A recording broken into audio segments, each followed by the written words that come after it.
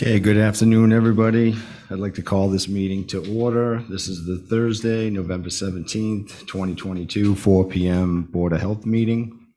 I'd like to remind everybody that this meeting is being recorded by video and audio. And for attendance purposes for board members, could you please announce that you are here as I call you? Meredith Lepre. Here. Brooke Moore. Here. Kerry McKenna. Kerry, you're muted. Here. Jim Cooper. Here. Okay, thanks. For those of you joining us by Zoom,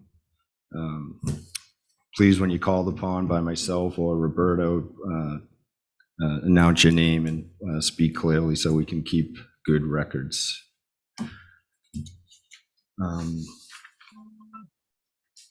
Public comment. Is there anything that is not on the agenda that anybody would like to talk about today? I see one person, Bill Greeter. Thank you, Mr. Chair. As stated, Bill Greeter, Nantucket Conservation Association. And while progress is a wonderful thing, sometimes not so much. The town has revamped the website, and a couple of weeks ago I started I went to look something up for one of our members, and it concerned septic regs and stuff. And so I went into the website, and our group, our association, has worked extensively with this board, trying to get information out to our members so that they know what is expected of them and they can be compliant. So I was very surprised when I couldn't find any of the regs that I've been sending along to folks so that they could be aware of what was required of them. And specifically, I'll go through several of them that I just happened to jot down. Regulation 50, which is a Board of Health definitions. Regulation 51, which is specifically to do with Nantucket. Regulation 64, on-site sewage disposal. Regulation 65, sewer treatment technologies, and then an addendum to that, and then Regulation 66. So I checked with the office, and the always helpful Ann Barrett said, geez, they should be there, but she'll check into it. She said, I don't see them either. So I sent some messages over to Broad Street or wherever folks are working out of now. So they looked into it, and as expected, it was jobbed out to a company to recodify the town site, and things are melded into who knows where. I did find on the new website, there are some specific area links, such as the Nantucket Watershed District or there's several of those. And septic regs is another one. So I clicked on those, figuring that these regs would pop up, and I'll be darned if I can find them. So then I was told, well, just the titles might have changed, but use some search words. So I tried the search words, and couldn't find them that way. And specifically, the section that you folks all worked on to tweak Regulation 51, which is the 3 steps that required homeowners to ramp up their system to an IA system, sale of the property, building permit, or fail system, and the criteria you had in there for that. I used various search words from that. They sent me all over the place.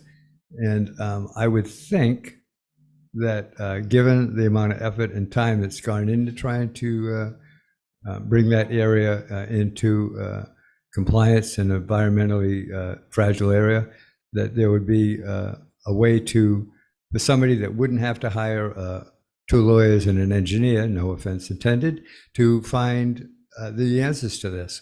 And so I'd request some clarification, and that's it. I'll turn it over to Roberto. Yeah, we're technically not allowed to answer them at public comment, but yeah, it's on the website, and at the next meeting, I can go through the websites and show how it was all done. But they are up word for word, the way we had originally. Well, written they may them. be word for word, but the point is a layman can't, before you could go septic regs and you could see there was a section for Nantucket. When I put in septic regs for Nantucket, it sends me hither and yon. And the point being is it was a very concise, consolidated way to be able to do it. And that, from what I can see so far, doesn't seem to be the case. And the other thing is something as important as that, I think there needs to be some sort of way that we can let folks know how to do that. So if there is in fact a way, I think we need to develop a cheat sheet. We have 400 and X number of 460, whatever it is, members that are trying to do what's right, and anything we can do to help them achieve that, that's our goal. Did you have your hand up, Kerry?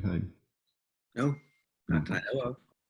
Like, real quick, I can pull it up onto the here. So if you go to at the top, government, boards and committees, Board of Health, on the Board of Health, health regulations.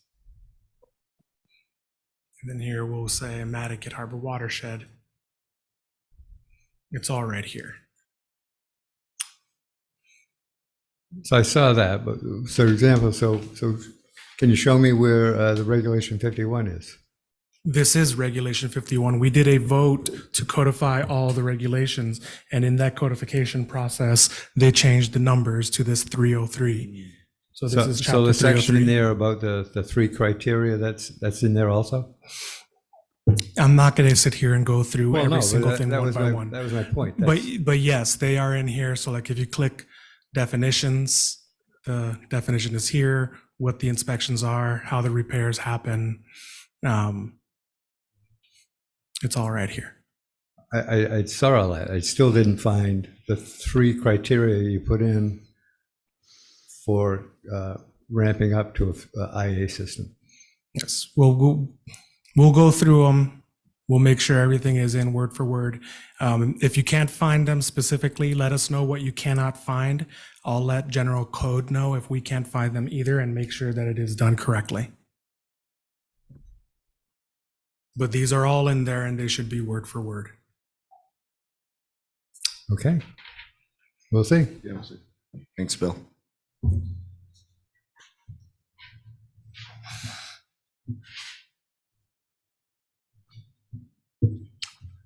Okay, variance request for 26 North Shore, and I think Don Bracken, huh? Oh, the minutes. Oh, sorry, review of the minutes. Any corrections or changes from last month? Can I get a motion to accept? Can I get a second? Motion to accept the minutes? Can I get a second? Second. Okay, all in favor by roll call vote. Jim Cooper, Yes. Meredith Lepre, Yes. Brooke Moore, Yes. Carrie McKenna, Yes. and Steve Visco says yes. Minutes are accepted. Variance request for 26 North Shore Way. I think we have Don Bracken on that's going to represent this property, and I'd like to have him start with explaining what's going on with this and what he's trying to do, so the board members understand. Don, you're on. Okay, thank you. For the record, Don Bracken, professional engineer, Bracken Engineering, representing the applicants. Although it's listed in your agenda as a variance, we put together this request for either relief procedure under the regulations or variance if the board determines that a variance is required. Our interpretation and review of the regulations, we don't feel that a variance is required, but that relief under the regulation is.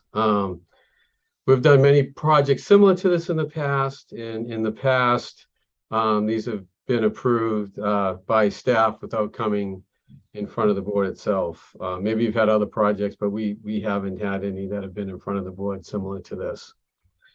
What we have is a lot that was created in 1979. I'm assuming you all have the plan in front of you. I have looked at the plan. The lot's about 140 feet wide and 220 feet deep. It has 30,690 square feet. If you look at the plan and can sort of decipher some of the line work going on, there's a lot happening with this plan. The proposal is to construct a new secondary dwelling with 1 bedroom. The existing house currently has 3 bedrooms, so there will be an increase in flow from 3 to 4 bedrooms. Now, under your well regulations, section 386-4 has the requirement for a 300-foot well protection zone. And that protection zone is shown on the plan. We call it a pill shape. So you can see all these overlapping pill shapes for each well that's in the area. For our project, we have our own well that we're going to relocate so that the pill shape is free of any abutting septic system, and this pill shape is free of what we're proposing for the septic system in reserve area. However, to the south at number 24 North Shore Way, there is an existing well where we can't meet this 300-foot requirement, and our proposed septic system in reserve area fall within that pill shape. So what we've done is we've designed the system under maximum feasible compliance, which is the wording in your regulation for a lot like this that was created prior to 1990, so that we maximize the separation distance from the new septic system to the neighbor's well. If you can see on the plan, the existing septic system for this property is actually located closer to the neighbor's well than the proposed system will be. The existing system is 124 feet from the well, and this proposed system will be 172 feet from it.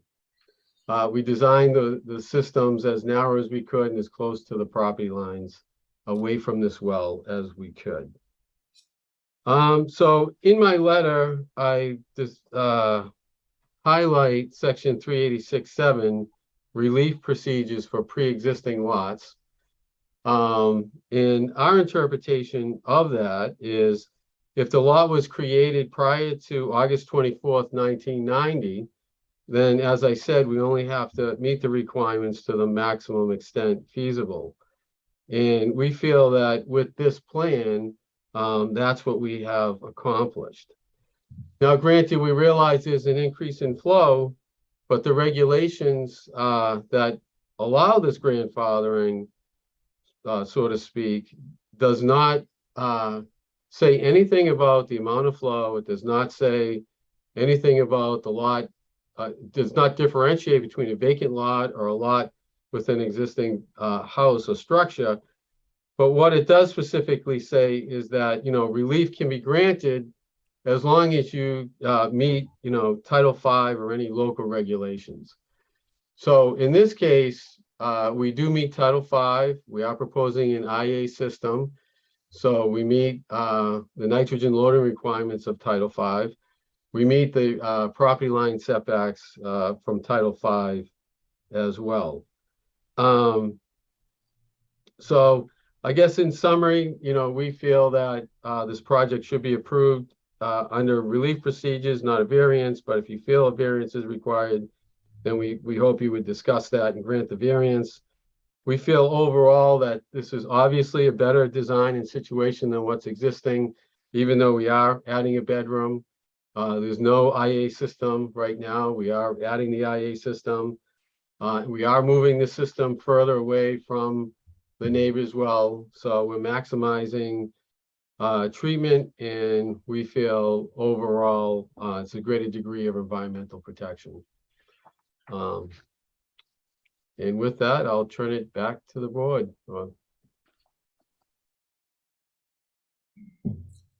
John?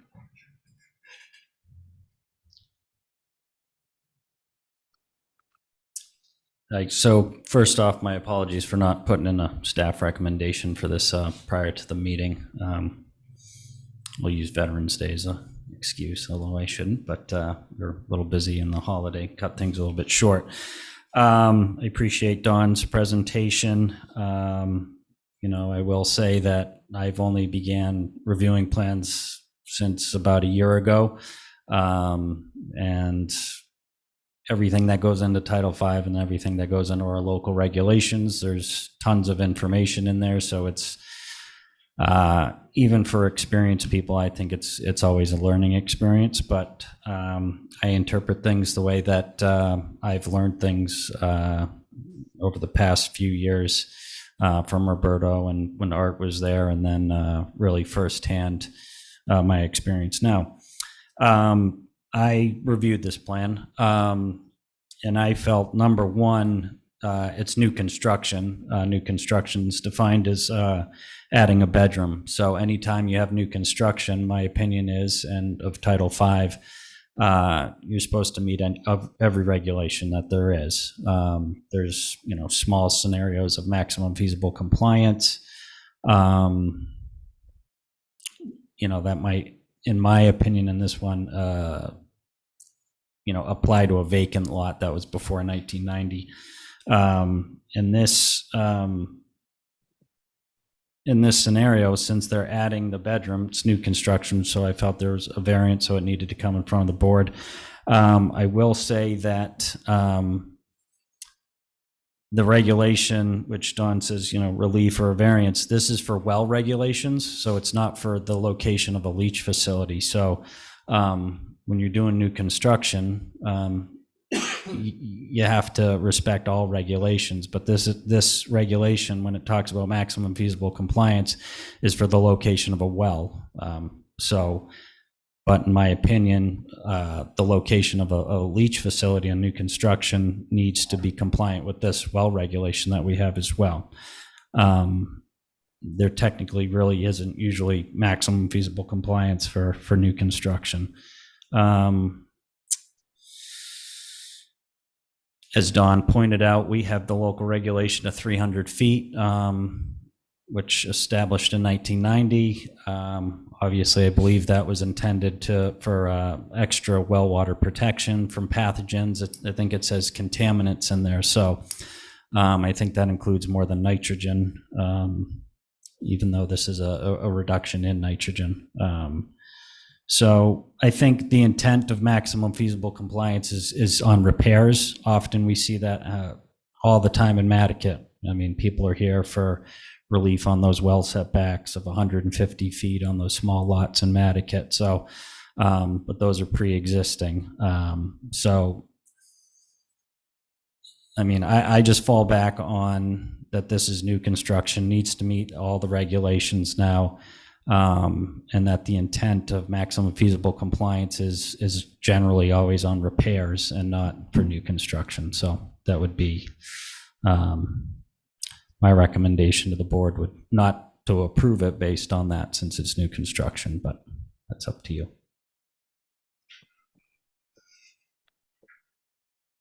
Any questions for Dawn or John while he's up there? Brooke? So as the new kid on the block, what John said about maximum feasible compliance being kind of like for a necessary repair for a failure rather than an optional expansion. I guess I need to understand, am I interpreting what you said? That's how I heard it in my head. Is that how you? In my opinion, I mean, yeah, about 99% of the time. I mean, when we look at maximum feasible compliance, it's not to allow for some new construction, to allow to have this new house built and to expand a bedroom on this property. It's already an existing lot with an existing house on there, so they already have a 3-bedroom house on a 30,000 square foot lot. So I don't think the regulation was intended to protect those lots that are already developed. I think the intention was to protect vacant lots so people still had the ability to build on those, so it wasn't manifest unjust, and they could meet building requirements by maximum feasible compliance in that scenario. So, And my other question is just more of because I don't really understand when we grant an exception in this way, and a property gets built out like this and something happens down the road where there's a failure. I mean, I'm talking years down the road, and there's no flexibility left on a lot to remain in compliance. Like, what are the long-term consequences of that? well, since it's new construction, it's required to have a reserve area shown on the plan. So there would be a reserve area. I don't know where that reserve area is located off the top of my head without the plan in front of me, but I know Don has moved it further away from where the existing leach is. So in this scenario, he has done his best to try and move things as far as possible. But it's still the addition of a bedroom in my view. It is reduction in nitrogen from 3 bedrooms down to 2. But I think that it's still got to consider other, contaminants, viruses possible. So, or how those would be mitigated, how we can have that proven that those would be mitigated. So. And is the reserve area on this plan also in need of some kind of relief or variance?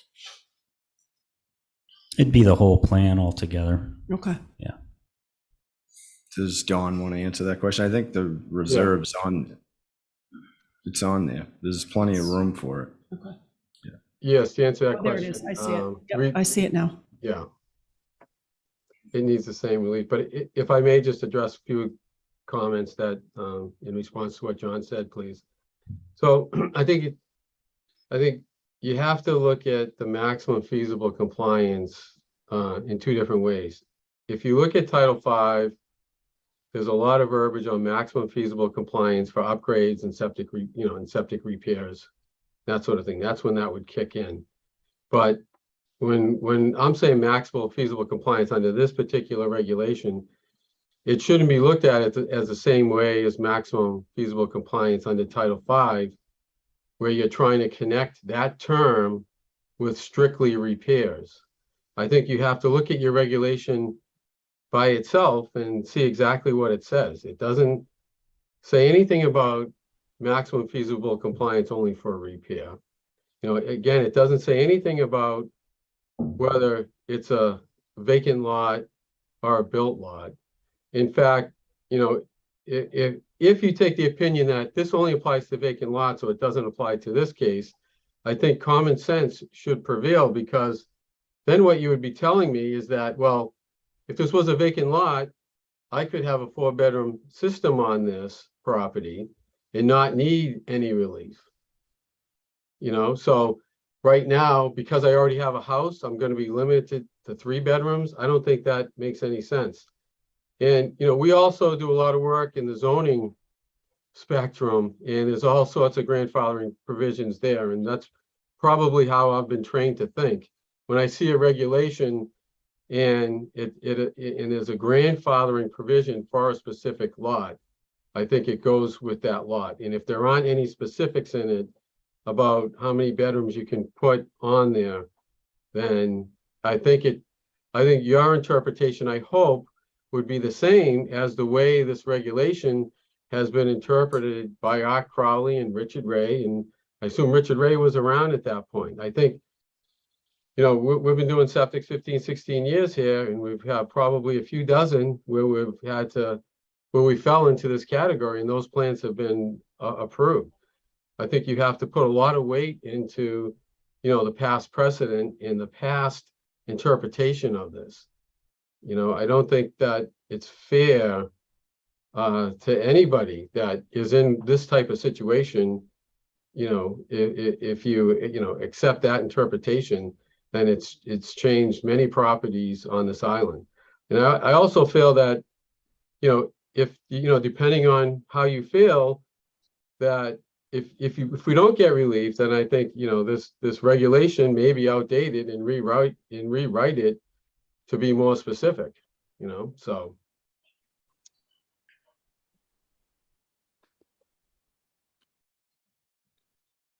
Meredith? So is the septic being moved because it's right next to where the proposed pool is? Or it's being moved because you just need to put a bigger one in, so you need to put it somewhere else? I'm just looking at the plans and it says existing septic tank to be pumped and backfilled. I can answer that. The actual septic location doesn't interfere with the pool. It doesn't interfere with the proposed cottage. And the leaching trenches that are there, we actually had an option to add a third trench or extend those trenches to get the additional flow because they're still functioning. But in this case, we're completely abandoning that system in order to put the new system the maximum distance from that neighbor's well, under what we're calling the maximum feasible compliance.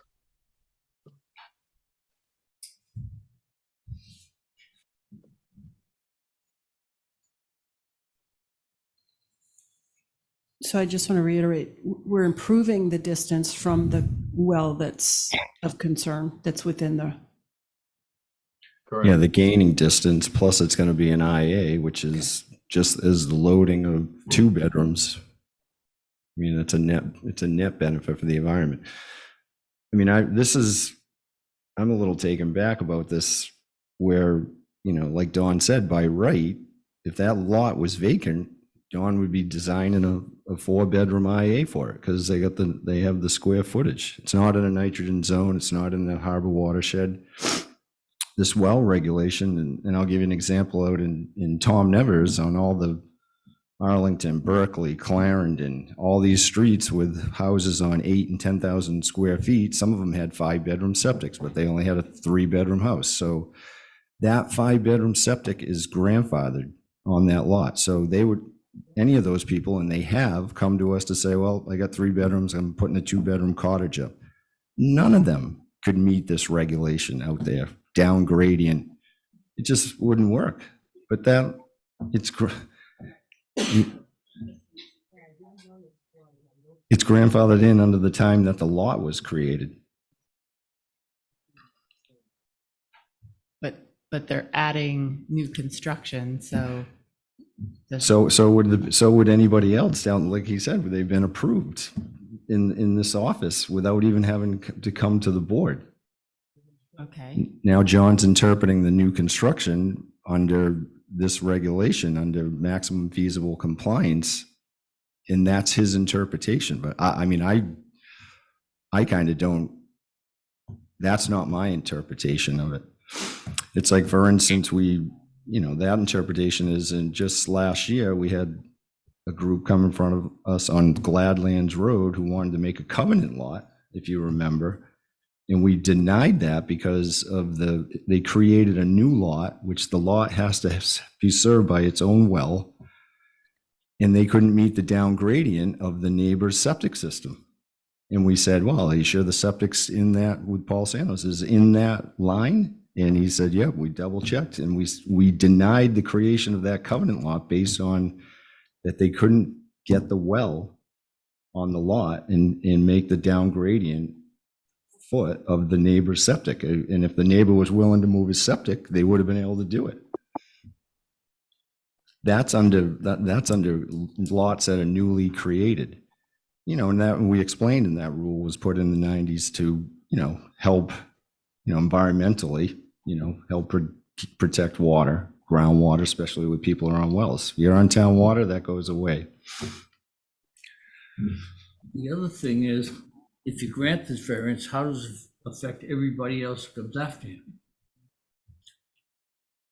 Well, that's something for the board to decide. Is everybody on the same situation when it's not in a harbor watershed or going to have to come in front of us for the exemption? That's something that we'd have to decide. Or do we do they make it an office?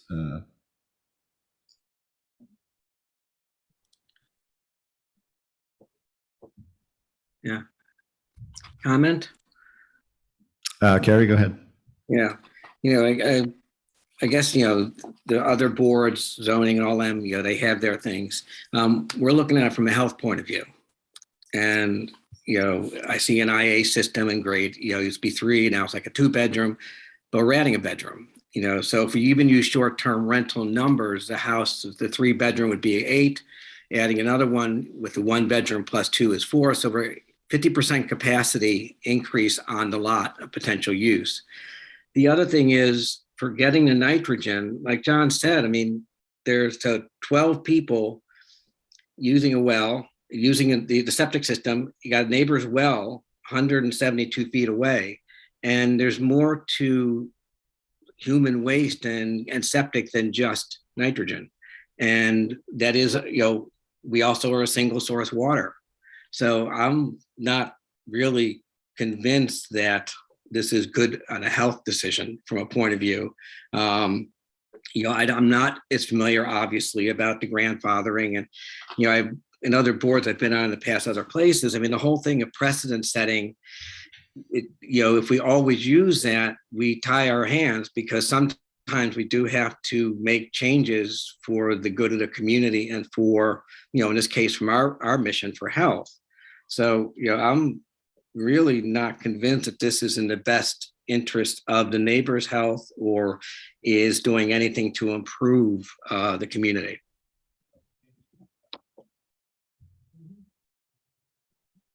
Don? Yeah, thank you. I guess my response would be that, it complies with the regulations as the regulations are written. That's why I said if the board isn't comfortable with it, they may want to consider revising the regulations. But as of now, it complies with Title V. It complies with the regulations. Because it complies with Title V, I think there's a good assumption that well, is protected per Title V. So I understand your concerns. If the board would like to continue this matter so that, I understand that it's not straightforward, and maybe some members want to get more familiar with this particular regulation, and we'd be happy to continue it and come back to the next meeting if that, if you think that's the best way to go forward.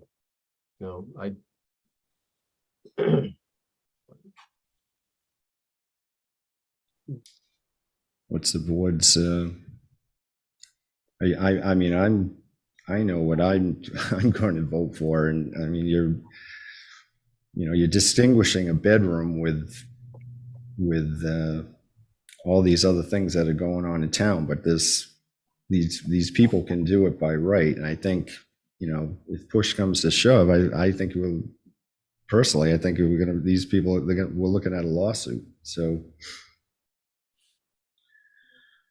that's just, that's how I feel. I mean, we've always, another thing is, like, this board has always been pushing the IAs as a net benefit. We'd be giving these people all the credits, and, especially in Hummock Pond watershed, when they're looking to do something, because you'd rather see the IA there than the conventional septic.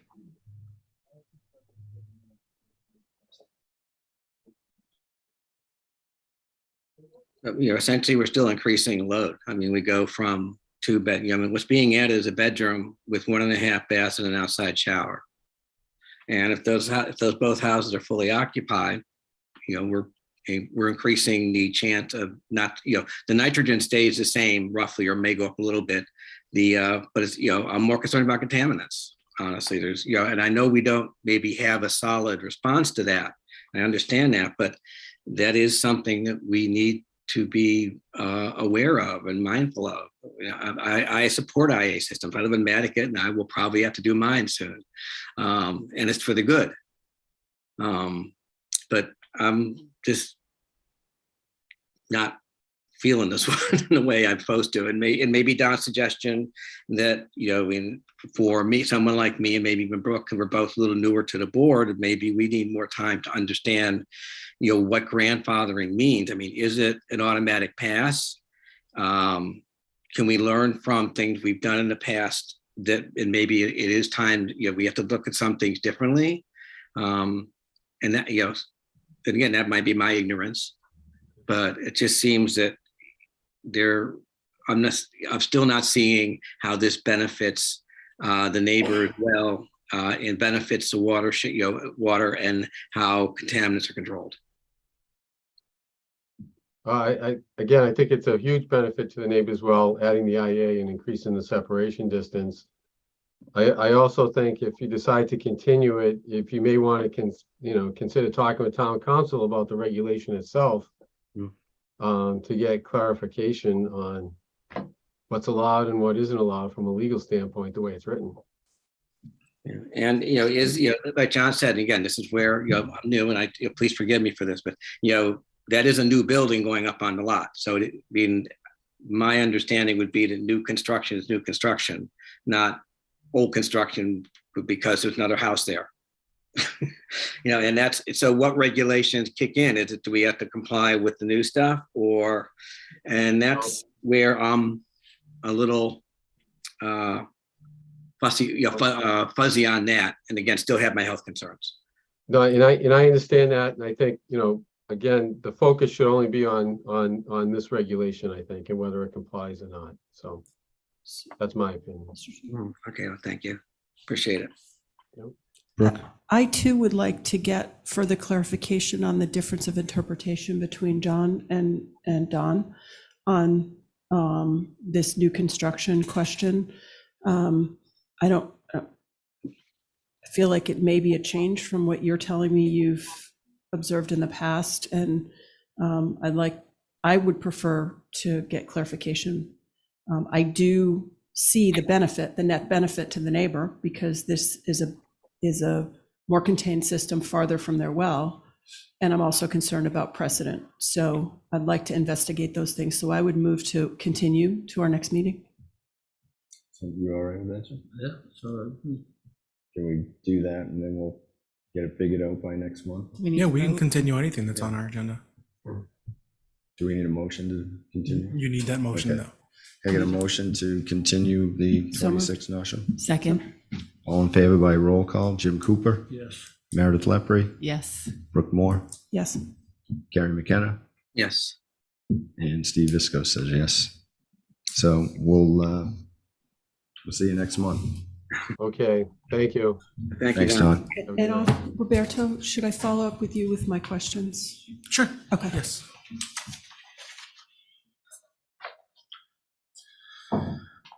Okay, we have ratification of condemnation of 121 Orange Street.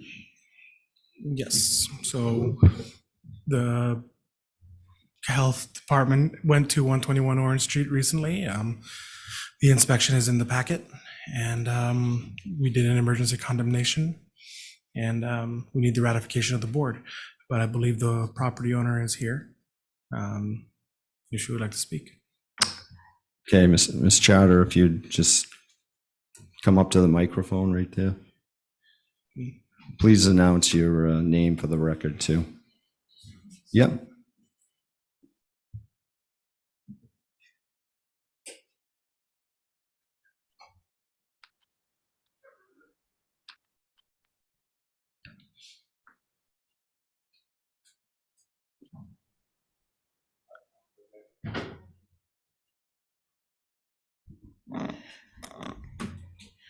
My name is Ara Charter.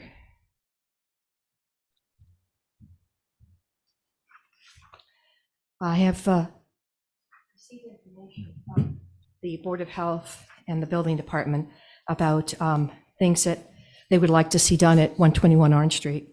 And I'd just like to give the board a little bit of background to show that I really wasn't just sitting there going out to parties and laying on the beach and just having a grand old time. But I had surgery on the 21st of January, 2016, in my right knee. It was replaced. 8 weeks later, on 17th of March, 2016, the left knee was replaced. I had the roof completely started then, but not completely done because the roofer walked off the job after working only 3 days and 2.5 months. And as I was beginning to resume full activities, my knee replacements, my progress was halted by being being struck by a truck, and as a pedestrian at the back of my vehicle, falling to the ground, hitting my palm of my hand, going to the back elbow, rolling over, hitting the top of my head, hurting my neck and the top of my head, and receiving a concussion.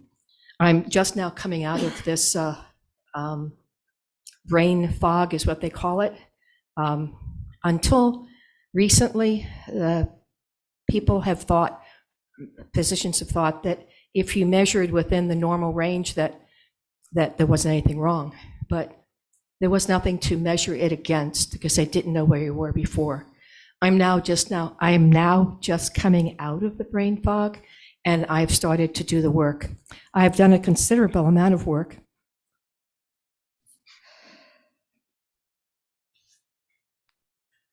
But right after I had the concussion, I couldn't even use anything more than a one-syllable word, and finding things was difficult at best. If I went over 45 miles per hour on the mainland, I would get dizzy and feel like I'd just come off a Ferris wheel ride.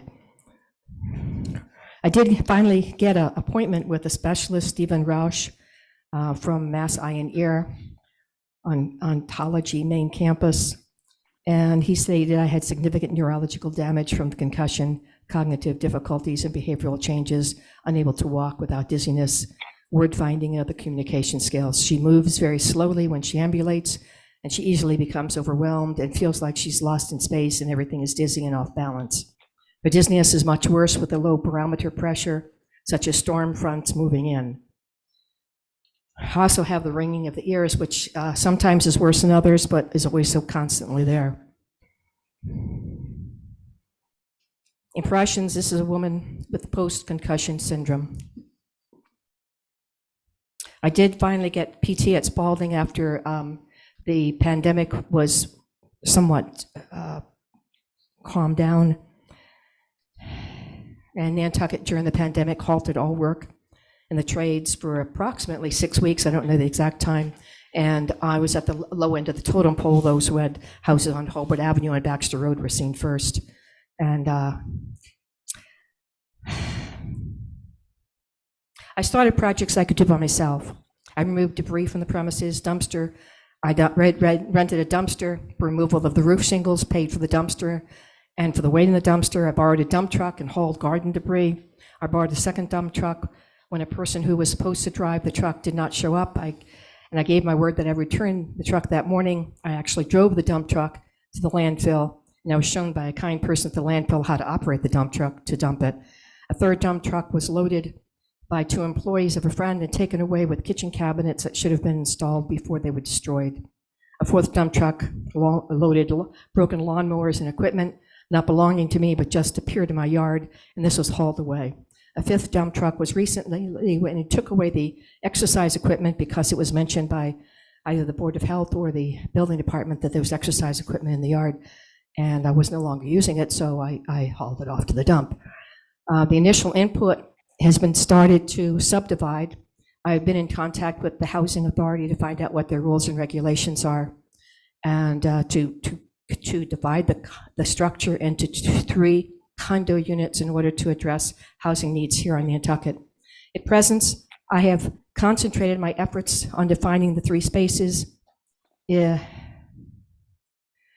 It's my desire to have the units purchased, and I was trying to get a master plan when I got the people in place who are going to be purchasing, or at least one other person in place for the major unit downstairs.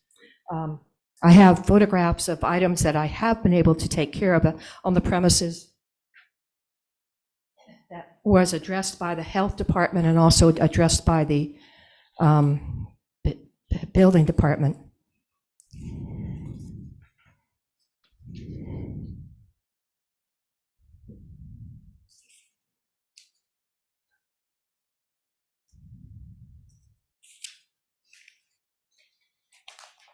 the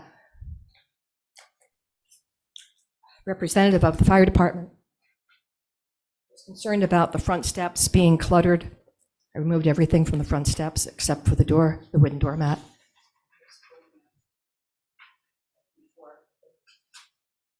Photograph of what they sent me as opposed to the photograph of what it is now. I also removed the exercise equipment, which was a mess, trust me.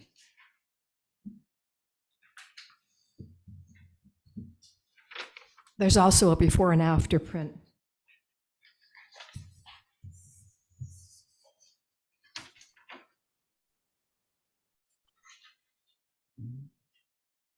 Also addressed by perhaps the health department or maybe the building department, I'm really sure which was that there were 2 windows that were broken and were not secured. And so there is a photograph here of the plywood that's been put over the windows so that they are secured.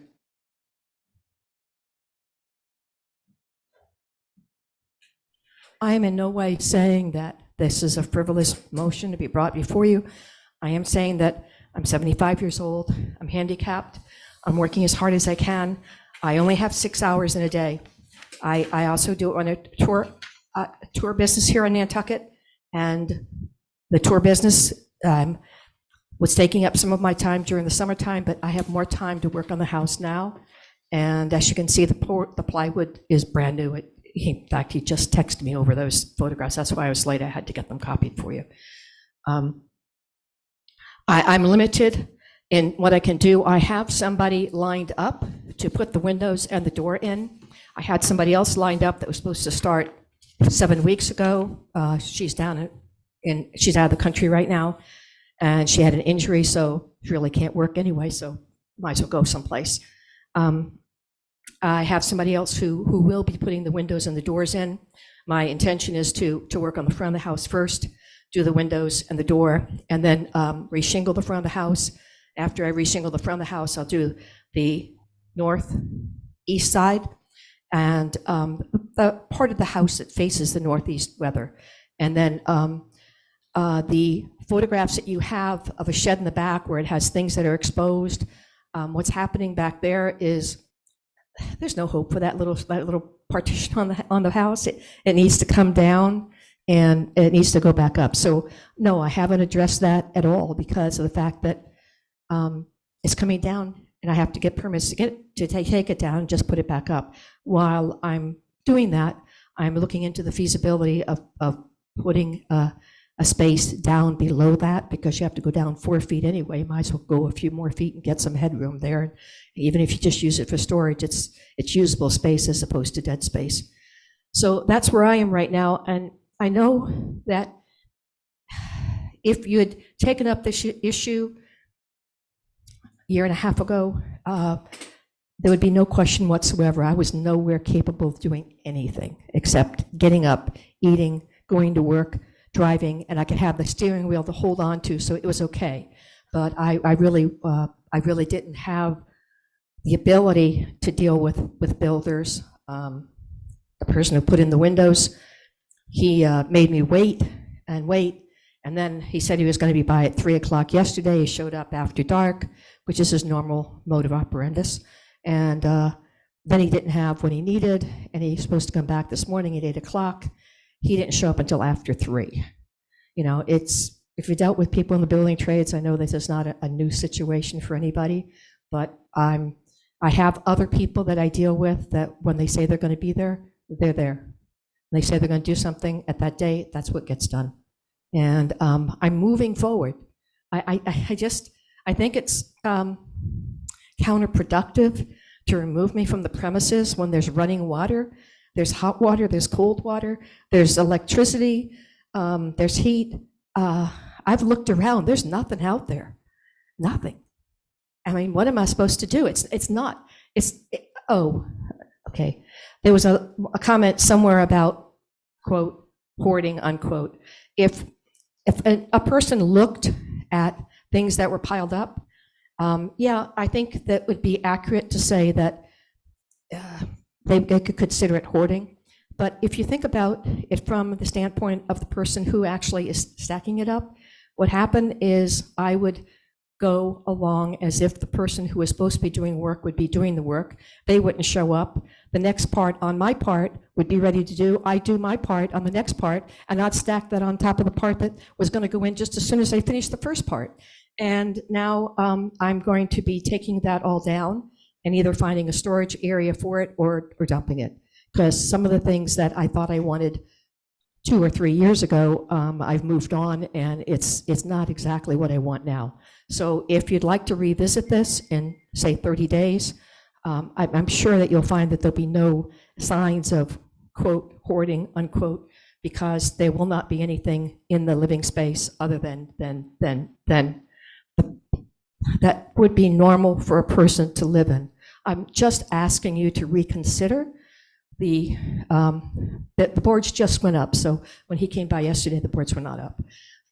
Yesterday morning, in the rain, I took care of the front steps, and I made sure I swept them. I made sure that all the dirt was off of them. There were planters there that I left them there because I'm not using that door, and it was an easy way to tell people don't use this door. But they said that it was a safety hazard, so I took them down.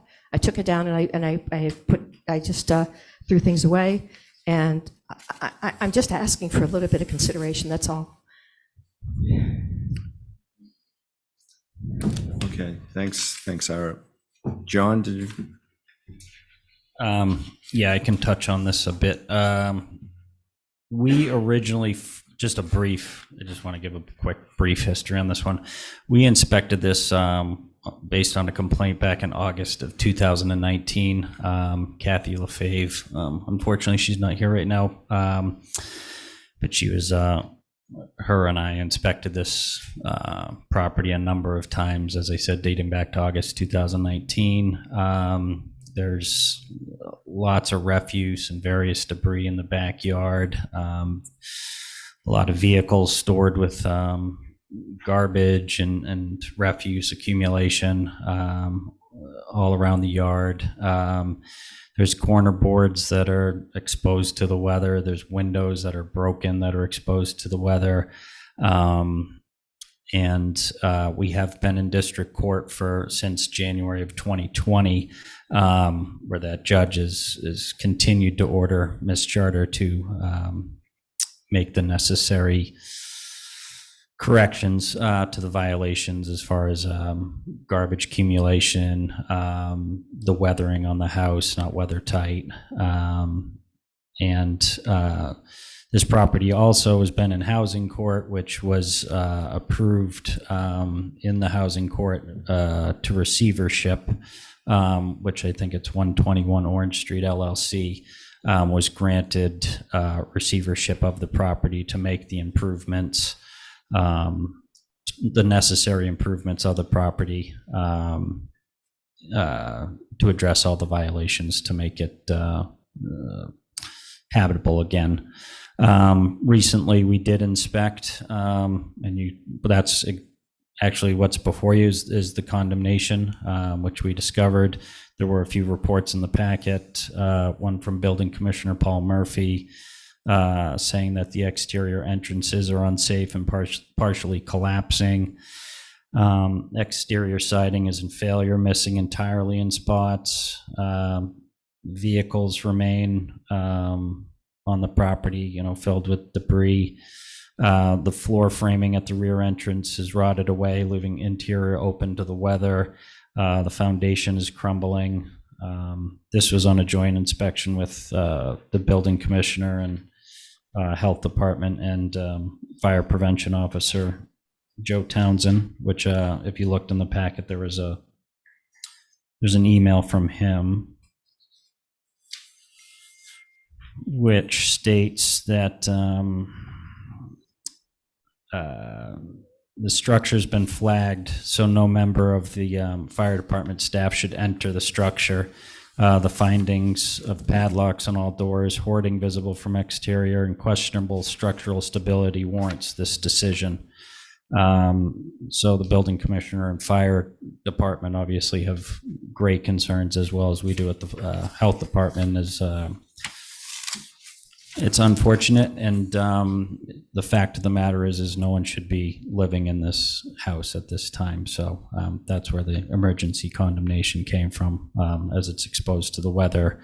As I said, this has been back in court since January of 2020, with barely any improvement at all to the dwelling. So, and as I stated, Housing Court has already ruled for the property to go into receivership with 121 Orange Street LLC to make the necessary improvements. So I'm here for any questions. I have a question. So what happens if nothing gets done?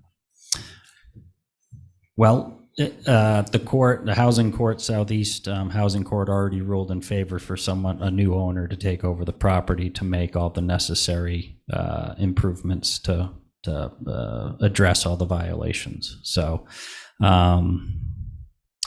essentially, that court's already made that ruling. So furthermore, it's just no one should be living in that building. So. Any other questions for John from the board members? Yeah. Can you just hang on for a second? Brooke?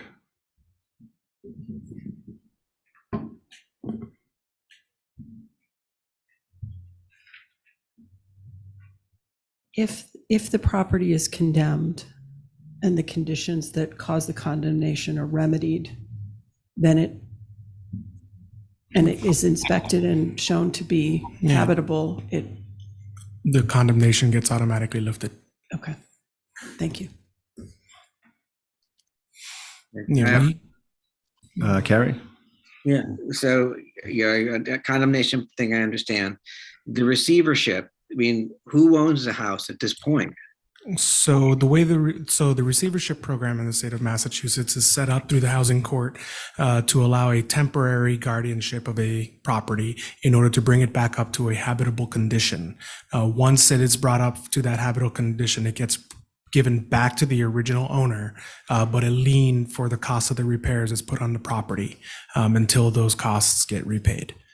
And if the house or the property gets transferred, that lien is in first position. So that lien gets paid first before any mortgage or any other lien holder. Okay. No, thank you. Okay. They mentioned a 121 Orange Street LLC at the time that the judge from Southeast Housing Court made his ruling. There was no LLC for 121 Orange Street with the Commonwealth of Massachusetts. Therefore, anything that he ruled on that day is null and void. You cannot create something after the fact. It has to go back to the court, and the court has to now reapprove it. Also, he mentioned that there's debris in the car and garbage. There were things stored in the vehicles. There is no garbage in the vehicle. I know that there have been other properties where people have stored their garbage rather than taking it to the dump. I like going to the dump, and so I don't have a problem with taking things out. You mentioned a crumbling foundation. I live on Orange Street, and I live in Orange Street where it's a two-way street. The town is in the habit of putting the tape across Orange Street to mark how many cars go by out in front of my house. It's a house that was built back in 1850. It jumps when the 16-wheelers go over that tape. And when I first bought the house, I recognized that fact, and I went down and I put lolly columns on concrete slabs with the metal over the top, just make sure that the house was supported, even though it's made to jump when these 16-wheelers go by. If he's talking about a crumbling foundation, when these 16-wheelers go by the back entranceway that I was talking about with you earlier, that back entranceway it's concrete over porous brick. And the concrete over porous brick has separated from the house. It's because there's been settling because of these 16-wheelers going by. That's why I want to take down that section, get the proper permits, and go forward with doing that. We have another session with Southeast Housing Court next week. They made it on the same date where I have an appointment with Mass Eye and Ear in Boston. They knew I had this appointment, but they made this anyway for next week. I'm in Nantucket District Court. We're going for a jury selection date in the first week in December and a jury trial in January. I just want the due process of the law. I don't want them running something over to Southeast Housing Court because they know they have a favorable judge and having something put in place before it goes before the Nantucket District Court. It's been in that court the whole time. They've brought charges against me for We cannot things that, discuss what's going on in court without town council present. We can't discuss anything that's happening in our court cases right now. well, that's fine, but I'm just saying that this is on track with Nantucket District Court. And I could give you dates if you want the No, dates. we don't need the dates. Okay, We and get it. for him to bring up the housing court and saying that this is going to be heard before them kind of says, well, they're saying this, so you should say this too. That's not true. So, Mr. Chairman, Go ahead, Brooke. I want to cut to the point in our purview here, which is health and safety. And I feel for you with all your health circumstances and everything that's going on. But the fact of the matter is that the inspectors have concluded that your house is not habitable and it's not safe. And I know that that's presents a terrible dilemma for you, but that's our job, is to make that judgment call, I believe. This judgment call was made without ever going inside the premises. Okay, so The site on the outside.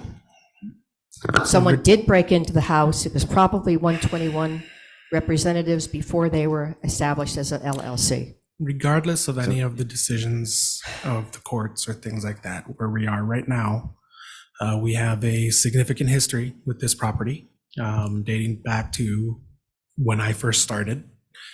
And the orders and the conditions for unfit for habitability are still present. They are present now. They have been present. So we went ahead and condemned it when we tried to work with the property owner. It did not go well for us or any of the contractors that have been working on the property. And the condemnation order is a last resort, and we feel it is necessary because the condition of the property has exceeded a standard that is now considered unsafe. Sir? That's just where we stand. I can point to a number of properties out Yeah, but off that of Bartlett Farm Road that are okay. far.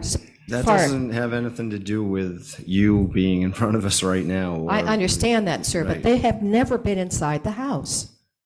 I'm just asking for, to remand this to district court where it's been, where they tell me I have until January to make the remedies, and now they're telling me I have to make the remedies outside the house while this other person is going to go in there and do what he wants. He's used to dealing with high-end properties. He's going to go in there and he's going to treat it as if it's on Holbert Avenue. I think we've heard enough, and it doesn't matter about what contractor you have. That has nothing to do with the point that why you're in front of Sir, us. what is the part that lets you believe that this house is uninhabitable? There's no windows that are there are windows that are broken that are going to be replaced, but there are no windows that are broken and not protected from the exterior. I've given you a photograph of that. I've just every issue that they've put before you, and yet they still say that it's uninhabitable. It is uninhabitable from what we have seen, even as late as Thursday of this past week. What about today? What about yesterday? We will schedule a new inspection and we will confirm what you're saying, what you're representing here. Okay. But as of what we posted on the Board of Health, your house is condemnable. It And is, the but I'd second like house it is to be also carried over condemnable. to the next health board meeting so that we can go ahead and have them look at it now We rather cannot- than looking at it on the 31st. We cannot Before in I good did any of the conscience- repairs that they went. Fact of the matter is, a receiver has been placed. Work is being done on the property by No the receiver. work has been done on the property. The And receiver has the been, condemnation that we worked on, we posted it. The house has had there's no reason to believe that the house is in a habitable condition as of right now. there's no reason to believe that the house is not Ms. in a Charter. habitable condition as of right now. Sir, all I'm asking for you to do is We they're bringing, understand.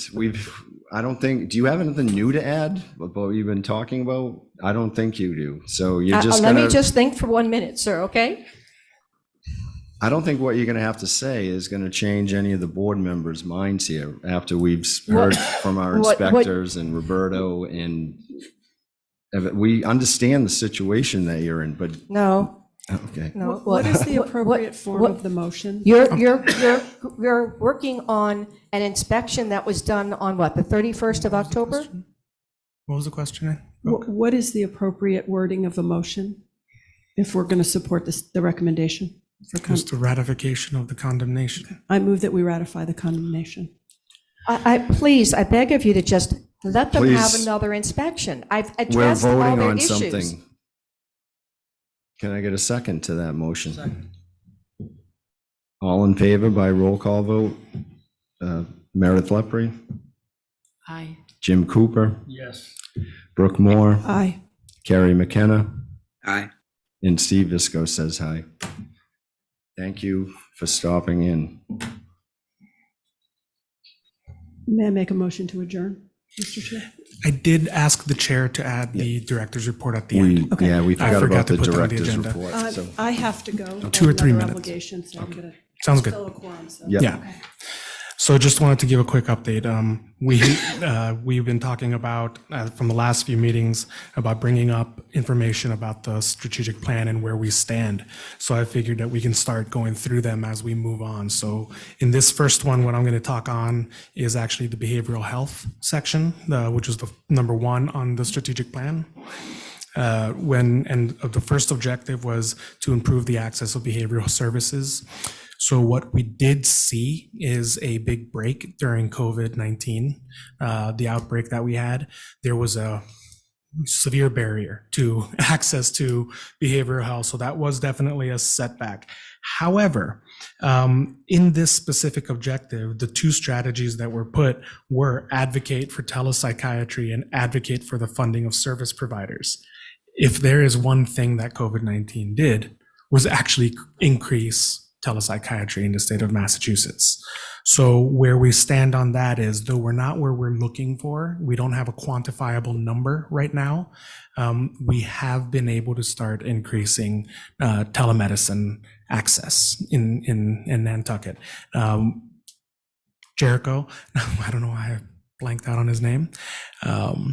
Jericho has been working with the Behavioral Health Improvement Group, and we're getting information together on where we stand as a whole island throughout all of our mental health practitioners, so that we can give you a quantifiable number of where we are now to where we were even just 3 years ago. The objective 2 was to increase the awareness of behavioral health illnesses and services. This one, unfortunately, is at a standstill for us. We do have, but since then, this was a 5-year strategic plan from 2017. Since then, we did add a community health nurse and 2 per diem community health nurses. Part of the objective of that nurse, of the full-time nurse that will be there, is to start increasing. So she has been trained in mental health first aid. So that is a big part of it. And we're hoping that in the next few months, she can start actually teaching and deploying that program on the island. We did lose our mental health first aid teacher, who was Kevin Marshall, the police officer. So having Heather being able to provide that training will be tremendous for us. As far as reduce occurrence of substance abuse disorders, what we've been doing as part of the strategy, where it says reduce stigma through the increased outreach through the Behavioral Health Task Force and the Healthy Community Collaborative. We actually merged the Behavioral Health Task Force with the National Association of Mental Illness NAMI of Cape Cod and the islands has actually absorbed that task force. And as part of that, they have been pushing they're pushing for an increase of substance abuse disorder treatment on the island. Addiction Solutions has been doing a great job at pushing out information and access. I do sit on that board, full disclosure. And as part of that discussion, there has now been a radio advertisement that has been put out, and a short film that was recently released in the Nantucket Short Films Festival, as well as on the website and out. So we are starting to put information out, but I do not have, again, a quantifiable number of reduction of numbers of the actual disorder among our population. And then lastly on that one, Objective 4, this one is the one that we can be proud to say we did prevent. At the time that this strategic plan was written in 2017, we were in the midst of a third of what we called the third suicide contagion. If you remember, at that time, we did have a series of prominent deaths that were, self-inflicted at the time, and we created a program called the Post-Traumatic Stress Management Group. It was the police, fire, Fairwinds, NAMI, significant other groups at the time. And through that program, it was right when Fairwinds was just rebranding. And as part of that, they were able to increase a good amount of access. And I will give full hand credit to Tess. I will give full credit to Tess D. Alberti Visco. She did a tremendous job at preventing that fourth contagion. And we do owe a tremendous debt to her for preventing that. So I am happy to say that fourth objective was met, and that fourth objective can actually be scratched off for the next strategic plan.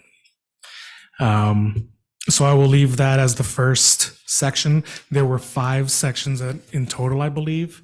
The first one is behavioral health, and at each Board of Health meeting, I'm going to start giving quick updates, and I'm going to start getting quantifiable data for all of this, so I can start giving you actual numbers on where we stand. And then next one, as far as numbers go, to end a little bit on a downer, we are actually in the largest Lyme disease outbreak we've seen in 10 years. So the lowest number we've had, we actually had 68 cases in 2017. In 2012, there was 179. So from 179 down to 68. And then it has consistently gone up from there. Or 62 in 2018, sorry. And we've consistently gone up from there, where in 2019 to 108, in 2020 to 169, 2021 to 180, and then now we're at 272 Lyme disease cases in Nantucket. That is both probable, suspected, and confirmed, and that is only so far. And we can directly attribute a lot of the cases to a hot, dry, and extended season, summer and fall season. The ticks are still active. They don't drop into activity until we hit around approximately 40 degrees, and we didn't hit that until this week. So this coming year, this winter, if you can, the Lyme disease vaccine trial is still in process. That access, I forgot the website, I forgot to write it down, but if you Google Lyme disease vaccine trial, you will be able to get to the online access portal where you can schedule the Lyme disease vaccine. And then also make sure you check your dogs, check your cats, your ferrets, rabbits, and then also yourself, permethrin treated clothing. And we need to start keeping these numbers down. We need to arrest this number. This is a direct attributable public health implications of climate change. This is one of the first that we're going to be seeing. And with that, I'll call it. Can I ask one quick Yeah. question? About the public health, mental health. Are we getting people that can do like pediatric? Yes.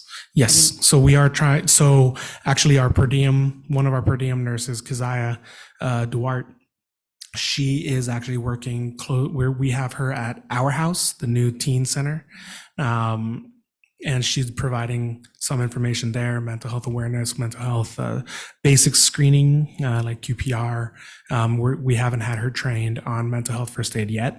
But in the meantime, we do have her there and we have access, she has access to some of them.